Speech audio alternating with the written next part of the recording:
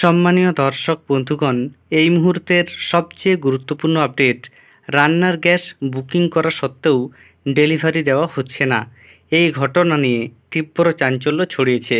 এখনও পর্যন্ত যে সকল গ্রাহক রান্নার গ্যাস বুক করছেন তাদের মধ্যে অনেকেই রান্নার গ্যাস পাচ্ছেন না।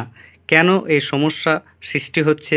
এই সমস্যার সম্মুখীন হলে আপনি কিভাবে তার সমাধান করবেন, সম্পূর্ণ আপডেট আপনাকে এই ভিডিওতে দেওয়া হবে।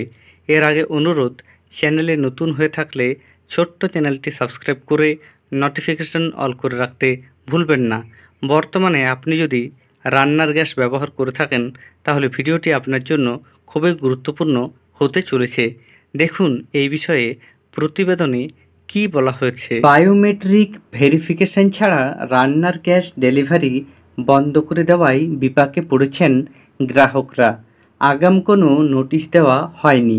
অনেকেই বুকিং করা সত্ত্বেও গ্যাস সিলিন্ডার ডেলিভারি করা হচ্ছে না। বায়োমেট্রিক করার পরেই সিলিন্ডার পাওয়া যাবে বলে সাফ জানিয়ে দেওয়া হয়েছে। অনেকেই কর্মসূত্রে বাইরে থাকেন, তাদের নামেই গ্যাস সিলিন্ডার রয়েছে। তারা বায়োমেট্রিক দিতে আসতে না পারায় পরিবারের লোকজন সমস্যায় পড়েছেন।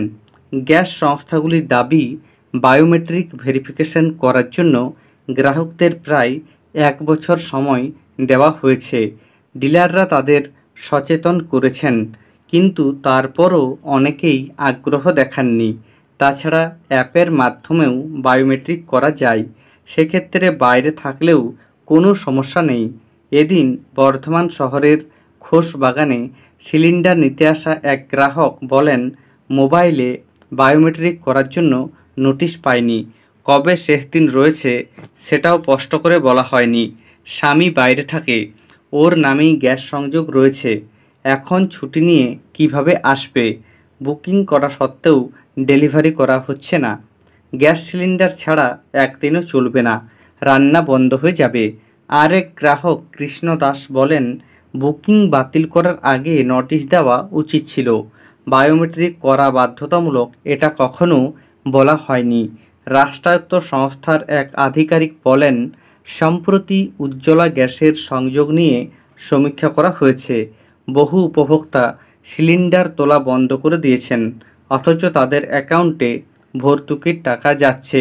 বায়োমেট্রিক করা হলে বোঝা যাবে প্রকৃত উপভোক্তার সংখ্যা। অনেকের নামেই গ্যাসের সংযোগ রয়েছে, তারা নিজেরা সিলিন্ডার ব্যবহার করে না। বায়োমেট্রিক চালু হয়ে গেলে ভুয়ো উপভোক্তা থাকবে না।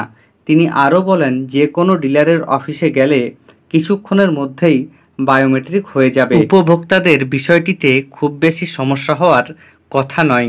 গ্রাহকদের অনেকেই বলছেন, অ্যাপের মাধ্যমে বায়োমেট্রিক করা যথেষ্ট ঝক্কির।